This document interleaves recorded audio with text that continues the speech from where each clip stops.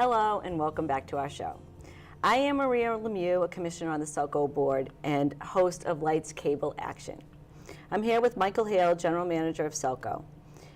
If you didn't happen to catch our first episode, we've developed this program to supplement information that Selco provides to its customers through its website, social media, and the newsletter.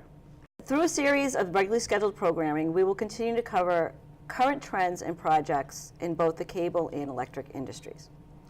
Where our first episode primarily focused on the cable industry, this episode is focused totally on the electric industry, specifically the impending increase in the cost of electricity.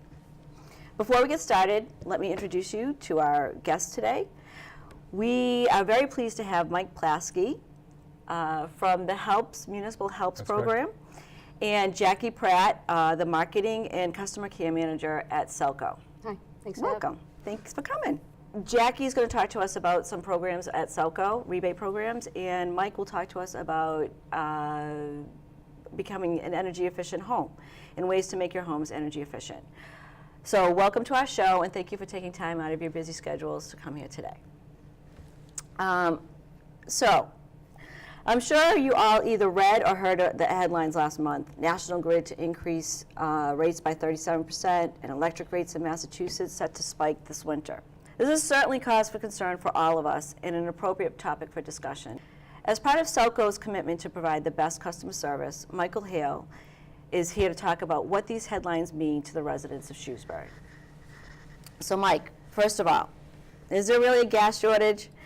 And can you please explain to us how and why this is impacting our electric rates? Sure. Thank you, Maria. I think before I answer the question directly, I think it'd be good to provide a little bit of background on the electric industry in New England. The industry was deregulated about 17 years ago now, in 1997. And what was created was an organization called ISO New England, Independent Sister and Operator of New England. And they were a body that was created by FERC, a federal agency that oversees energy policy. And they really have three tasks. One, to coordinate the flow of electricity over the high transmission lines serving the New England region.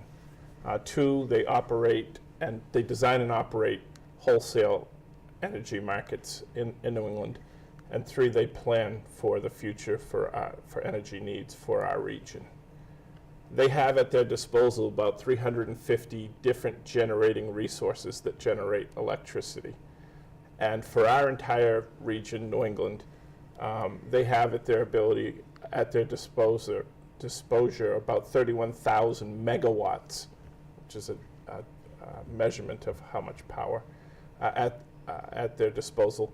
The peak high for our region happened in 2006 on August 2nd, and at that time, all the people using electricity were demanding about 28,000 megawatts. So there's a little cushion in their planning model, and it hasn't reached 28,000 since that time.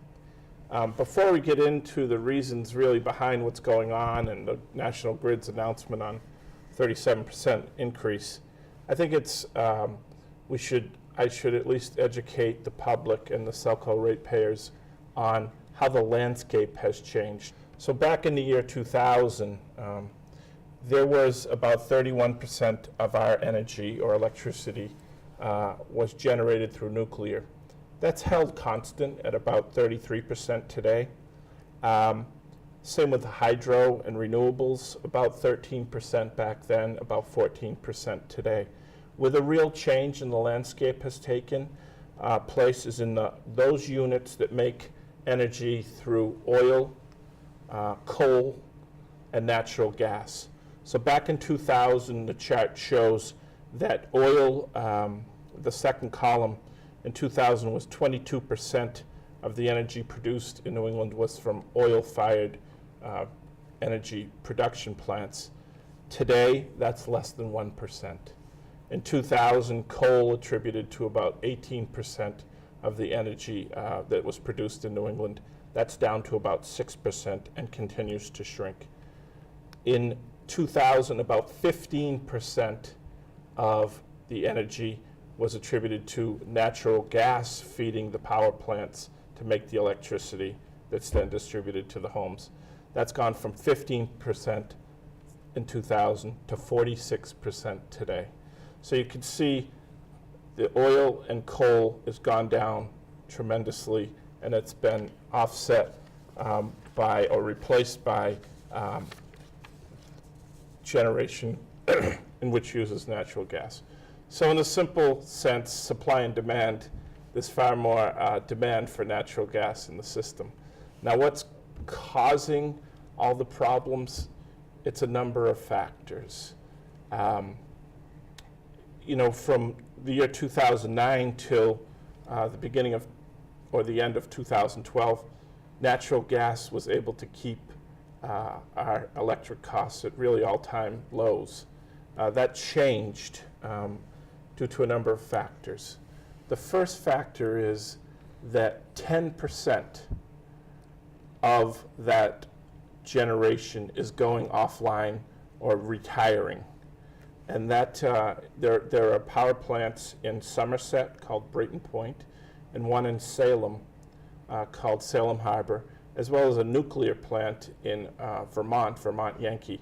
And those resources that generate electricity for our region are retiring. They can produce about 3,000 megawatts per day collectively, so they're accounting for about 10% of the energy production in our region. So we have the same amount of demand and we have less supply, and that impacts price. The second reason really is why energy prices are going to go up has something to, when the utility was deregulated in 1997, transmission owners, and those are the people who deliver over the high tension lines, the big wires you see when you go by highways, the high voltage lines, they were given a guaranteed rate of return of 13% on their investment. So they have tremendous incentive to continue to build. So I'll show another chart that kind of shows the new investment in transmission, and the ratepayers have to pay for that. So in the years 2002 through 2013, about $6 billion of new investment was put into the markets. In the years 2014 through 2018, a 5-year period, half the amount of the time from the 2002 to 2013, about another $5 billion, or $4.5 to $5 billion is expected to be built for those people. And so the customers, there's a transmission component on our bill, and the customers, then the cost gets passed down to Selco, and we have to forward those costs on to the ratepayers. The last reason, to get to your original question, is really has to do with, you know, we've taken on all this additional natural gas to fire these power plants that create the energy that we need. But there is insufficient, the commodity itself, natural gas, is plentiful. People read about shale gas exploration in Pennsylvania and New York. So the commodity is there. We can't get it to New England there's insufficient capacity in the pipeline to get it to New England, to the power plants to create the electricity. And one of the reasons there's insufficient capacity, especially in cold months, is that home heating customers and businesses who use natural gas to heat have preference over the power plants that are creating the electricity. So those people who heat their homes with natural gas, they get priority in the pipeline to heat their home over the power plant that's using the natural gas to produce the energy. So the real answer becomes, when there's no natural gas available to make the energy, other types of fuels need to be used that are far more expensive, and therefore the price of the energy is going up. Okay, so basically we're using, the industry, we have gone more towards using natural gas as opposed to now we're retiring the nuclear or other forms of to create the energy. And now we're stuck with using more gas, natural gas, as opposed, especially now because the nuclear power plants are retiring. So you need to look to other sources to fuel this. So what's the controversy with the pipeline? You also read about natural gas companies are seeking the federal okay for increased pipelines in Massachusetts. Can you discuss that? Well, sure. There's a proposal to build a pipeline from the New York border easterly up to a point in, I think it's Tewksbury. A number of communities have opposed that. Some of it's not in my backyard type opposition, and some of it is based on environmental. People have concerns with environmental factors, and that lobby or those people are more interested in growing the renewable resources to generate electricity than the fossil fuels, of which natural gas is considered one, although be it cleaner than both coal and oil. They would like to see more resources and money spent in developing solar, wind, and hydro type power. Now the problem with that is that those resources are intermittent, so you can't always depend on them. If the wind isn't blowing and the sun isn't shining, they're not producing electricity. So the ISO has its challenges in preparing for the future. When you have people lobbying only for renewable type products, there is the need for something that's far more dependable, and natural gas as a commodity is readily available, and if the pipeline has its sufficient capacity, they and many believe, as do I, that the price will be able to stay stable, so that there's that need to increase the pipeline. I, for one, am a proponent of it. So what you're saying is that we really do need the more natural gas to keep our electric rates Yes, we need a balance. Stable. And what Selco and the Commission has tried to do is create a portfolio of all types of generation assets, so that we don't have all our eggs in one basket. We get solar from a solar farm on Route 20. We're a partial owner. We own a 13% stake of the largest wind farm in Massachusetts, out in Hancock, Mass. We've signed contracts to buy power from a wind farm that's supposed to be built up in Maine in 2015 and 2016. So we try and diversify our whole energy portfolio so that we're not totally dependent on nuclear or totally dependent on gas or oil or renewables. We try and keep some balance. Yeah. Okay. And it's worked to our advantage with our rate structure compared to, as you mentioned, the 37% increase, which, when I read that, Jackie and I had a quick conversation, like, what does this mean? That we had already been planning with the Commission to adjust our rate structure, because in the past year we had a significant loss from the winter. We were able to use some reserves to offset our loss, but the cost of the power that we were providing was much more than what we were charging our customers in their bills. So we knew we had to do something. So we, in Selco, created a power cost adjustment component of our bill, and coincidentally, at the same time that we went to the Commission to present it, National Grid announced the 37% rate increase. So what does that all mean? I can tell you that before we implemented our rate proposal change, which will take effect November 1st, our rates for the average home, which uses about 750 kilowatts of electricity a month, was about $87. Our new rate will go up to $101 for that average customer, $101. National Grid, their rate before the 37% rate increase was around $120, so still $19 higher than what we would be with our rate increase. And their rate is projected to go, if their increase is approved by the DPU, to over $180 per month. Wow. So we'll be about $80 per month cheaper than what National Grid. And to use the town manager who made a comment at one of the meetings Selco went to at a Board of Selectmen's meeting. So if you live on the west side of Lakewood-Sigamond, for the 6 months of winter heating, you're going to pay $480 more than if you live on the east side of in a similar type house. So we didn't like that we have to increase our costs, but our costs Can't run yourself out of business either. right. So we will be going up, just not as significantly as they will be going up, and that should go down again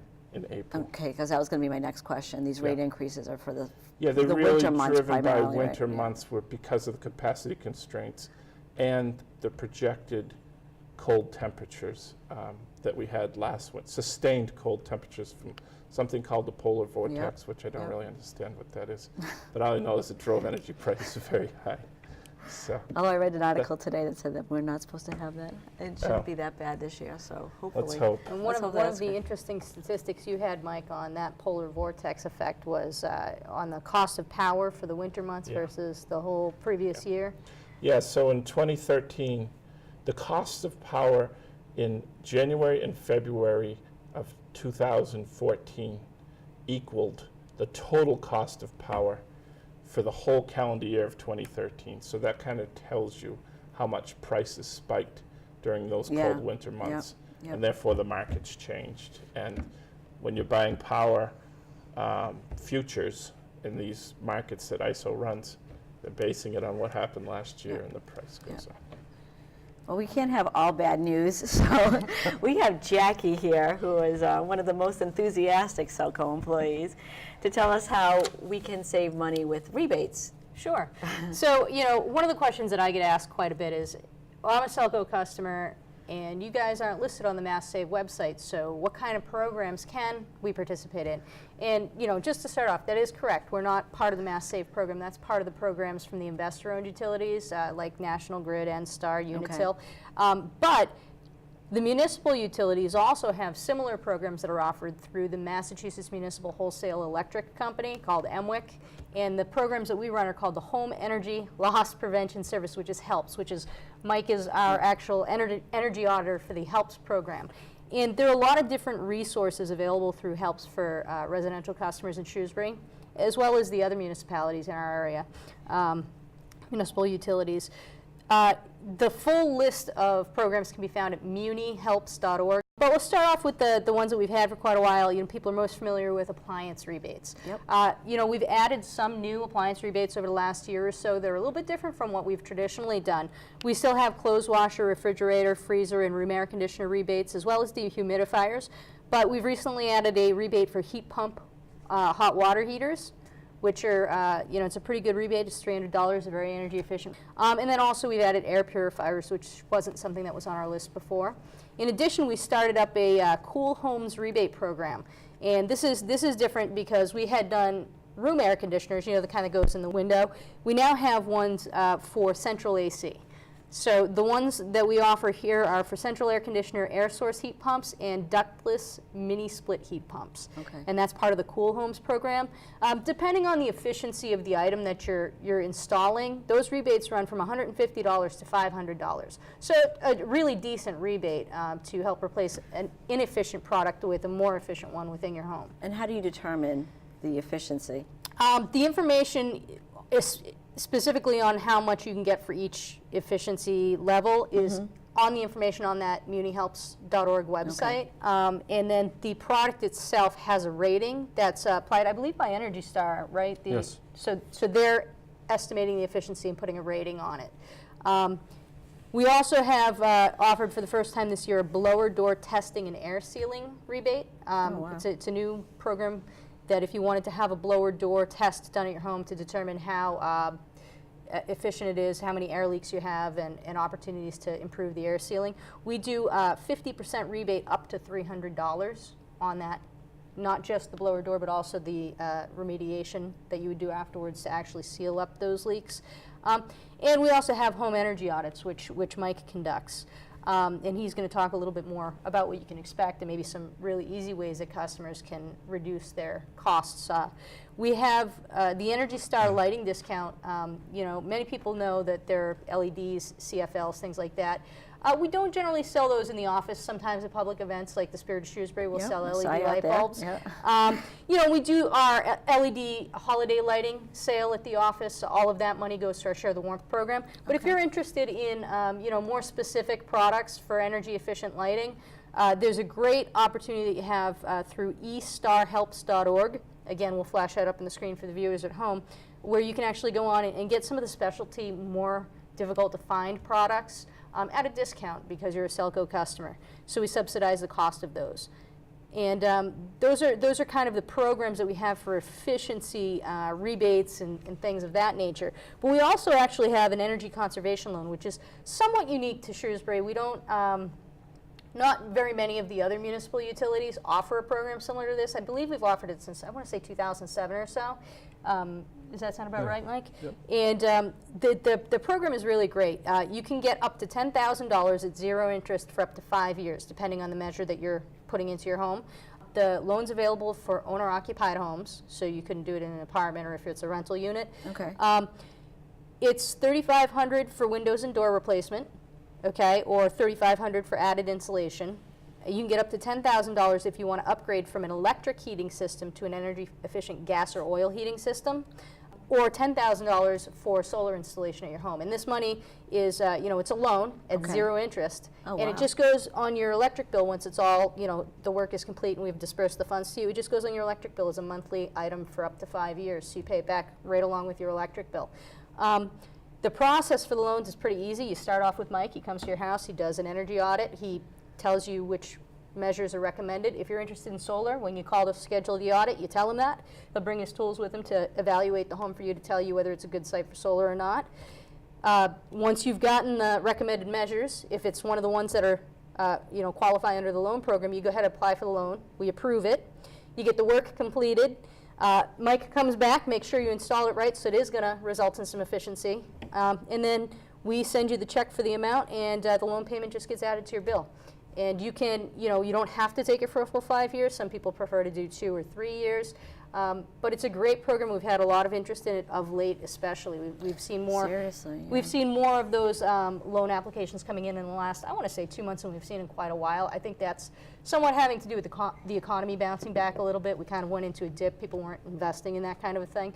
But with the energy costs going up and the economy coming back a bit, it's a great opportunity if you've got the means to do it, to save a little money and take advantage of a great program. Yeah, that sounds like a great, I mean, where else? Free money, right? Yeah. One quick question. The rebates, how does one go about applying for those? Sure. So, you know, you can go to the munihelps.org website, or you can go to shrewsburyma.gov/rebates. We also have all of our rebate programs listed there. You just go ahead, you print out the form, you fill it out, and you send it in. The rebates don't come to our office. There's an address in Westbrook you send them to. They confirm that the product you bought is on the approved list. They send you a check. It's, you know, it's pretty straightforward. Okay. So that covers that. And then the loans, if you're interested in the loans, it's shrewsburyma.gov/loans. Okay. So it covers all the information on that stuff. All right, great, thank you. So Mike, what can people do? What are your recommendations to become more energy efficient? Talking about electricity specifically, one of the things that I often suggest is just turn things off that you don't need running. And that can be multiple TV sets in your home. Just as a for instance, in my home, I've monitored my TV sets relatively closely. With everything in the off position, but all the lights still on, they were still pulling 50 watts of energy. With the TV running over a 24-hour period, you know, on and off throughout the day, it used 3 kilowatts. My son's TV I monitored recently over about a 600-hour period, and he leaves his TV on quite a bit. He was drawing over 3 kilowatts a day for his TV. So turning things off is a really important thing, and I look at that from the standpoint of not an inconvenience fact, you know, not being inconvenienced by it. I don't want you reaching behind your microwave to unplug it, but those things that you can legitimately keep off or turn off when you're not using them is a big saver for you. Laptops, iPads. So to put that in perspective, it doesn't sound like much, 3 kilowatts, but at 11 or 12 cents a kilowatt, you know, 30 cents a day, it all adds up over time. That's right, a dehumidifier. You know, it's a sort of a necessary evil in New England in our basements. We're running them. There's different strategies for running them. But a dehumidifier, they're typically somewhere between 500 and 700 watts an hour. So over a 30-day period, that can very easily add $20, $30, $40 onto your electric bill. So watching how they run, not having them just draining continuously, having the humidity gauge set to a moderate number. Jackie had mentioned the electric hot water tanks. There's a lot of, if it's an older tank, then you may be in a position to change it. And looking at the heat pump tanks, or the hybrid tanks as they're calling them, as you look at the numbers on them, you go and look at the Energy Guide label. Most of the electric hot water tanks are using somewhere around 4,700 kilowatt hours a year. The hybrid tanks are using 50% less, so there could be a considerable savings on the electric side with that. And the other thing with the hybrid tanks is they do act as a dehumidifier. And just in for your some basements. perspective, Mike, how much do those generally run just for the equipment on that? You're probably looking at about $1,000 for the tank, somewhere in that range. I mean, I talk with a number of people having them put in, and generally speaking, I'm seeing $1,500 to $2,000. Cost installed? Cost installed, And yeah. then, we've got a $300 rebate on that, so Right. that helps on the cost. And you save, obviously, you save the energy, so. That's right. Now, that's a lot of the electric. I also focus a lot on the heating side of things. So as I'm walking through a home, first as I go in, I'll ask the customer, is there anything that you're interested in, any questions you have on anything, so I can focus on that if they have something. But as I'm walking through a home, I'm looking at the electrical items that are running, and I'll point out if they've got an older refrigerator in the basement. I'll ask them if they mind if I open it. If I only see a couple of bottles of water in there or some beverages, I'll say, do you really need this plugged in? Is it something you can transition up to the main refrigerator and maybe use it during the holiday seasons or whenever you need that secondary? Pool pumps are another big item that can cut electricity. So there's a lot of things people can do, but the big thing would be turning things off and then monitoring how you're using things. We've mentioned the MuniHelps website a couple of times. One of the things from the electrical side, I'd suggest that you go to munihelps.org, and we have an appliance calculator on there. You can kind of build your own profile of your home. It really will help you and open up your eyes as to what's using what in your home. Real quick, if you were to come out to do an energy efficiency audit on somebody's house, how long does that usually take? Generally takes me somewhere between an hour and an hour and a half, depending on what's going on in the home. But typically about an hour to an hour and 15 minutes, I'm in and out of that home. Okay. And how do they Great. schedule that? They call our 800 number, which I don't know off the top of my head, but they call. 888-333-7525. And they call up, and then they get onto into the scheduling process. And generally, once they call, we try to get back to everyone within 7 to 10 business days to get the appointment set up with them.